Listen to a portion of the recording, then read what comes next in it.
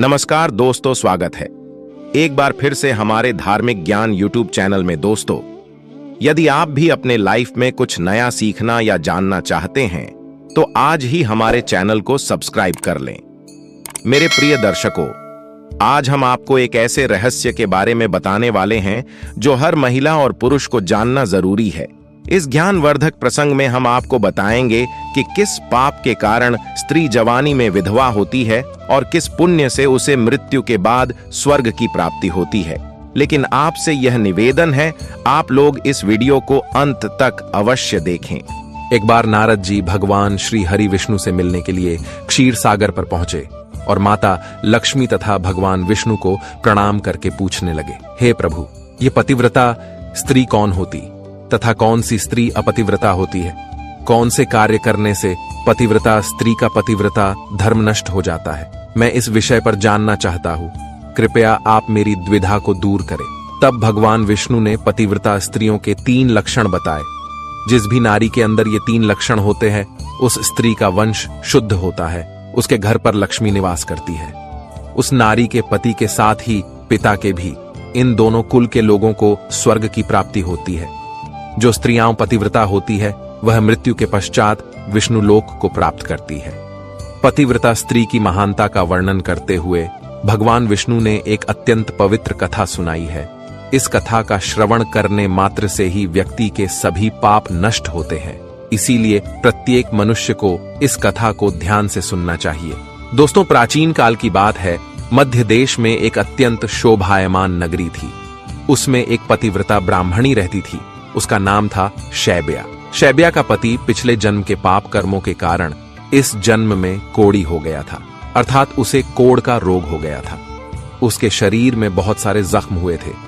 अपने पति की ऐसी दुर्गति देखकर भी शैब्या ने अपने पति का साथ नहीं छोड़ा और निर्मल भाव से वह अपने पति की सदा सेवा करती रहती थी। पति के मन में जो इच्छा होती उसे वह नारी अपनी शक्ति के अनुसार अवश्य ही पूर्ण करने का प्रयास करती थी। शैब्या प्रतिदिन देव पूजा की तरह ही अपने पति की पूजा करती थी और अपने मन की सभी इच्छाओं का त्याग करके अपने पति के प्रति विशेष स्नेह रखती थी। फिर एक दिन शैब्या के पति को रास्ते से जाती हुई एक अत्यंत सुंदर वेश्या दिखाई दी। उस सुंदर वेश्या को देखकर उसका पति काम वासना से भर गया और उस वेश्या पर मोहित हो गया। उस वेश्या के सुंदर रूप ने उस ब्राह्मण को पूरी तरह से अपने वश में कर लिया। उसके रूप को देखते ही वह आहें भरने लगा, लंबी लंबी सांसें खींचने लगा और जब वह वेश्या उसकी नजरों से दूर चली गई तो वह बहुत दुखी हो गया। अपने पति की आवाज सुनकर वह पतिव्रता तुरंत दौड़ ढहती हुई घर से बाहर आ गई और अपने पति से पूछने लगी, हे नाथ, क्या हुआ? आप इतने उदास क्यों हो गए? आपने लंबी लंबी सांसें कैसे खींची? आपको जो भी कष्ट है मुझे बताइए, जो भी कार्य हो आप मुझे बताइए, वह मैं पूर्ण करने का प्रयास अवश्य करूंगी। हे प्राणनाथ, एकमात्र आप ही मेरे गुरु हैं, प्रियतम हैं। पत्नी के इस प्रकार से पूछने पर उसके पति ने कहा, हे प्रिय, मुझे जो चाहिए वह तुम नहीं दे सकती। तुम ही क्या, कोई भी मुझे नहीं दे सकता। इसीलिए उस पर व्यर्थ बात करना उचित नहीं है, इसीलिए तुम रहने दो। फिर वह पतिव्रता बोली, हे नाथ, मुझे विश्वास है कि मैं आपके कार्य को अवश्य सिद्ध कर सकती हूँ।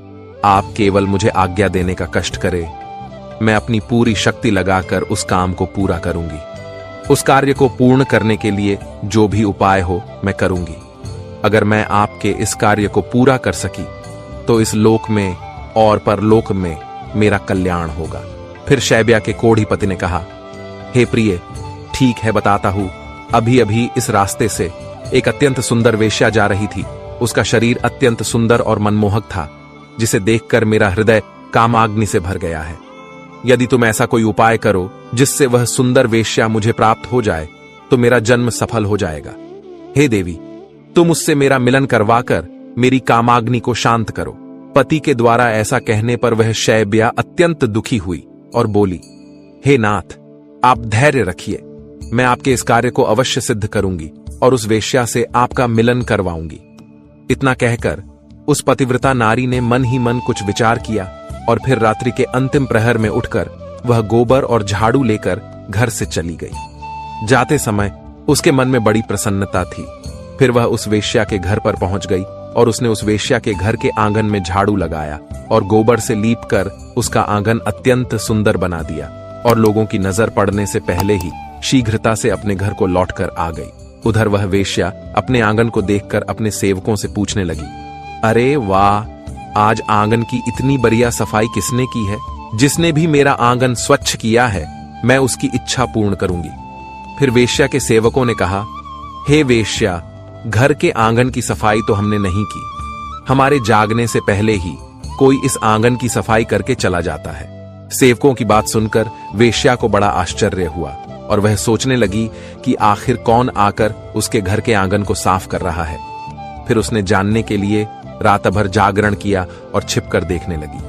तभी उसने देखा कि रात्रि के अंतिम प्रहर में ब्राह्मणी आकर उसके घर के आंगन को साफ कर रही है। ब्राह्मणी को देखते ही वह वेश्या बोली, हाय हाय, हे देवी, आप ये क्या कर रही हो? क्यों मुझ पापी स्त्री के घर का आंगन साफ कर रही हो? मुझे क्षमा करो, आप यह काम मत करो। और कहा, हे पतिव्रते, आप क्यों मेरी आयु, यश, संपत्ति, कीर्ति का विनाश करने की चेष्टा कर रही हो? मैंने कौन सा अपराध किया है? हे साध्वी, आपको जो चाहिए वह मांगो, मैं बिना सोचे ही आपको दे दूंगी। तब उस पतिव्रता ने उस वेश्या से कहा, हे सुंदरी, मुझे धन की लालसा नहीं है, किंतु तुम ही से मुझे कुछ काम है। यदि तुम करोगी तो मैं बताती हूं। यदि तुम उस कार्य को पूर्ण करोगी तो मेरे मन को शांति मिलेगी और तभी मैं समझूंगी कि तुमने मेरा सारा मनोरथ पूर्ण कर दिया। फिर वह वेश्या बोली, हे पतिव्रते, आप जल्दी बताइए, मैं वचन देती हूं, आपका जो भी अभीष्ट कार्य है उसे मैं अवश्य पूर्ण करूंगी। माता जी, आप महान पतिव्रता है, आपका कार्य करूंगी तो मेरे सभी पाप नष्ट हो जाएंगे। आपके चरण छू लेने से ही मैं पाप से मुक्त हो चुकी हूं। कृपया आप जल्दी बताइए, मैं आपकी किस प्रकार से मदद कर सकती हूं। फिर उस पतिव्रता ने लजाते हुए कहा, हे सुंदरी, कुछ दिनों पहले मेरे पति की नजर तुम्हारे शरीर पर पड़ी थी, जिसे देखकर वे तुम्हारे शरीर के मोह में पड़ गए हैं और तुमसे से मिलन करने की इच्छा कर रहे हैं। इतना सुनकर वह वेश्या चौंक गई और कुछ क्षणों तक विचार करने लगी। उसे उस दुर्गंध युक्त कोढ़ी पुरुष के साथ संबंध बनाने की बात सोचकर बड़ा दुख होने लगा। वह वेश्या उस पतिव्रता से बोली, हे देवी, अगर तुम तुम्हारे पति को लेकर मेरे घर पर आ जाओ तो मैं एक दिन के लिए उनकी इच्छा अवश्य पूर्ण करूंगी। तब उस पतिव्रता ने कहा, हे सुंदरी, मैं आज रात को ही अपने पति को लेकर तुम्हारे घर पर आ जाऊंगी और जब वे तुमसे खुद की तृप्ति करके संतुष्ट हो जाएंगे तब मैं फिर से उनको अपने घर वापस ले जाऊंगी। तब वेश्या बोली, हे पतिव्रते, तुम शीघ्र ही अपने घर पर चली जाओ ताकि कोई तुम्हें यहां पर ना देखे और आधी रात को अपने पति को लेकर यहां पर चली आओ, मैं तुम्हारी इच्छा अवश्य पूर्ण करूंगी। फिर वह पतिव्रता नारी अपने घर पर चली गई और उसने अपने पति को सारी बात बता दी कि वह आज रात को उसे उस वेश्या के घर पर ले जाएगी। फिर वह कोढ़ी अपनी पत्नी से बोला, हे प्रिय, मैं उसके घर पर कैसे जाऊंगा? मुझसे तो चला नहीं जाता, फिर किस प्रकार से यह कार्य पूरा हो पाएगा?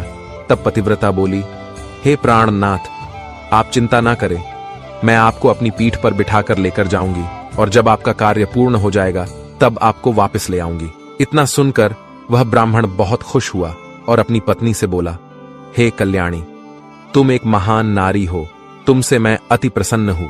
तुम्हारे कारण मेरा कार्य पूर्ण हो जाएगा। तुमने आज जो काम अपने पति के लिए किया है, ऐसा काम संसार की कोई नारी नहीं कर पाएगी। हे देवी, तुम धन्य हो। फिर रात हो गई और वह पतिव्रता ब्राह्मणी अपने पति को पीठ पर बिठाकर लेकर जाने लगी। रास्ते में एक जगह पर परम तेजस्वी मांडव्य ऋषि को गलती से चोर समझकर राजा ने शूल पर चढ़ाया हुआ था। वह शूल मांडव्य ऋषि के आर पार गया था, किंतु फिर भी वे जीवित थे और अपनी तपस्या में लीन हो गए थे।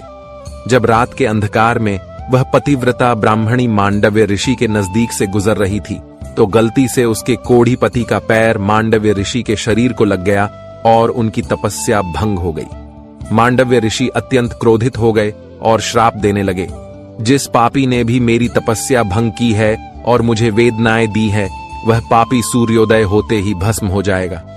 ऋषि मांडव्य ने श्राप देते ही वह कोढ़ी जमीन पर गिर पड़ा।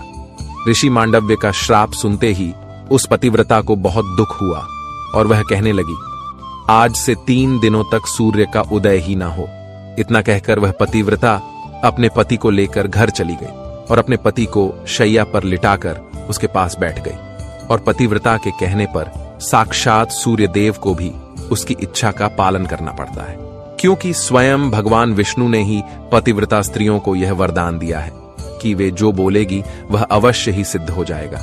फिर 3 दिनों तक सूर्योदय नहीं हुआ। सारा संसार अंधकार में चला गया और तीनों लोकों में इसकी खबर फैल गई। यह दृश्य देखकर सभी देवता ब्रह्मा जी के पास गए और सूर्य के उदय न होने का कारण पूछने लगे। तब ब्रह्मा जी ने देवताओं को उस ब्राह्मणी और मांडवी ऋषि का सारा वृतांत सुना दिया। फिर सभी देवता ब्रह्मा जी के साथ दिव्य विमानों में बैठकर उस पतिव्रता नारी के घर के पास चले गए। ब्रह्मा जी ने उस पतिव्रता नारी से कहा, हे माता, तुम्हारे कहने से सूर्य का उदय होना रुक गया है, जिससे संपूर्ण सृष्टि खतरे में आ गई है। प्राणियों का जीवन दुष्कर हो गया है। तुम कृपा करके अपने वचन पीछे ले लो और सूर्य का उदय होने दो।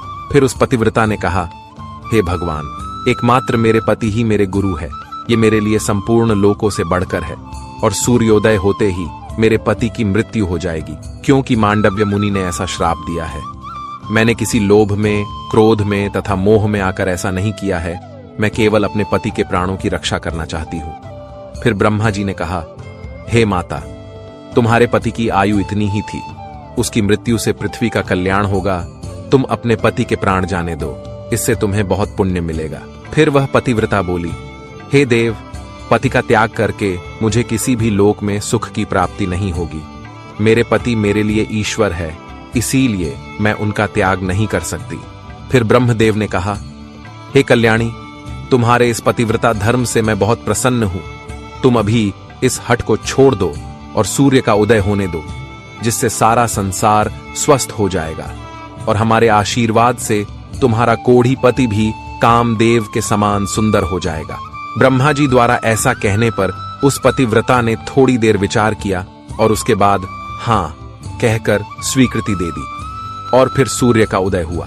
फिर मांडव्य मुनि के श्राप के कारण तुरंत ही उसका पति जलकर भस्म हो गया और फिर उसकी राख से अत्यंत सुंदर कामदेव का समान रूप वाला उसका पति बाहर आकर खड़ा हो गया। यह चमत्कार देखकर वह पतिव्रता अत्यंत प्रसन्न हुई और फिर स्वर्गलोक से एक अत्यंत तेजस्वी विमान आया और वह पतिव्रता नारी अपने पति के साथ बैठकर स्वर्गलोक को चली गई। तो दोस्तों, इस प्रकार से पतिव्रता नारी में संसार को भी नष्ट करने की शक्ति होती है। पतिव्रता नारी के सामने बड़े बड़े देवताओं को भी झुकना पड़ता है।